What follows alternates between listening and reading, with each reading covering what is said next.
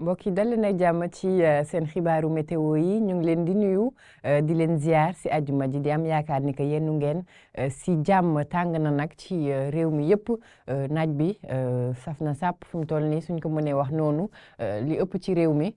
niir yi nga xamante ne ñu ngi féete woon ci bët saalumu réew mi tamit ñu ngay dem wàccee waale taw bi nga xamante ne dañuy ànd ak temps boo xamante ne dafa daal tekkaaral la ñuy àndal nañ xool ndax asamaan si am na niir am déet ak suñu nataal satellite bi.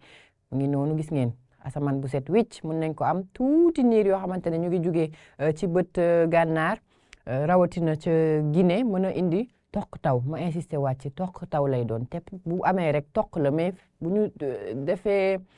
taxaw seetlu ci prévision yi rek fin de saison bi maanaam jeex na semaine moo ci des quand même donc nañ xaar fii ak weer bi dee mu gën a leer nañ ñu xool naka lañ nar a fanaanoo ci guddi gi jëm suba ci fajar incha allah asamaan boo xamante ne leer na li ëpp ci réew mi gis ngeen am nañ niir yoo xamante ne ñu ngi féetee bët saalum mais ñu ngay wëy di wàcc dinañ gis ni que léegi ci après midi bi ni que niir yooyu dañuy dem bàyyi jant bi mu fës température yi toll ci ñaar fukki degré ak juróom ca bët saalum ci digg réew mi ñu am fa ñaar fukki degré ak juróom benn li ci ëpp diggante Diourbel wala fu mel ni Kaffrine température yi gën a kawe nag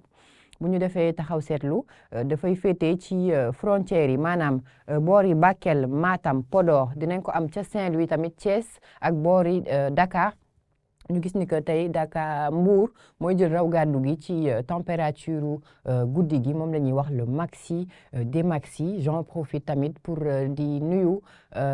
le doyen Bamar Diagne doyen de la météo moom moomoon wax jooju le maxi des maxi et le mini des mini. Ensuite bu ñu jàllee ci digg bëccëg bi ñu gis ni que jant bu fës dinañ ko am li ëpp ci réew mi niir yi nga xamante ne amoon nañ ko ci bët Saalum dem nañ waaye bàyyi nañ fa tuuti niir yu oyof du indi benn jafe-jafe Tambacounda ak Bakel ñoom tamit noonu lay demee li si des gis ngeen jant bu fës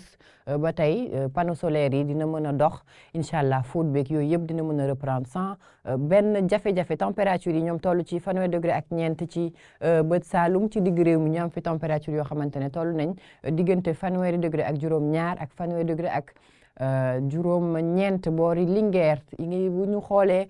fu mel ni Podor wala Matam ñu gis ne que température yi jéggi nañ ñeent fukki degré yi ñu ngi toll ci ñeent fukk ak ñaar boori Podor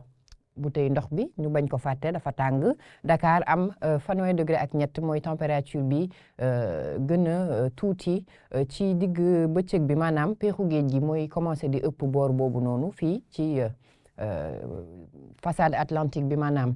côte bi petite et grande côte principalement et puis ca bët gànnaar dinañ am ngelaw boo xamante ne mu ngi commencé di dugg si mooy ngelawu harmattan bi dinañ ko gis léegi parce que yegg si nañ ci ponk bu mujj bi maanaam fit bi li ma leen doon expliquer sànq piix bi nga xamante ne dafa guus di nga xamante ne en général ci bët saalumu réew mi lay jógee toujours moom lañ amoon fan yi yëpp bu ñu demee ba ci nord bi maanaam bët gànnaar dañuy am peexu géej gi moom mooy ñëw di upp si di dugg si biir Sénégal et puis ñu nekk ci booru désert bi dinañ am tamit ngelaw boo xamante ne boobu mooy harmattan bi ngelaw bi nga xamante ne day indi mbooya foofu lay jugee di commencé di yegg si nànk-nànk di mën a intéressé diwaan yi nga xamante ne ñu ngi féetee ci booru penku réew mi fit baa ngi nii moom la ñuy wax front intertropical moom mooy nekk limite bi nga xamante entre ñaari xeetu ngelaw yooyu noonu ngelaw bu ànd ak guusaay jóge ci suuf ci kaw nag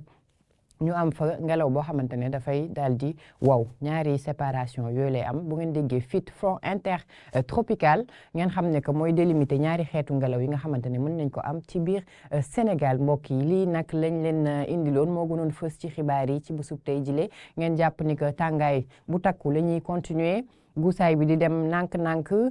bu baax sax daanaka fi mu toll nii wan naa leen ko léegi donc bu tey ndox bi moom la ñuy ànd ak moom di ko fagaroo et puis en attendant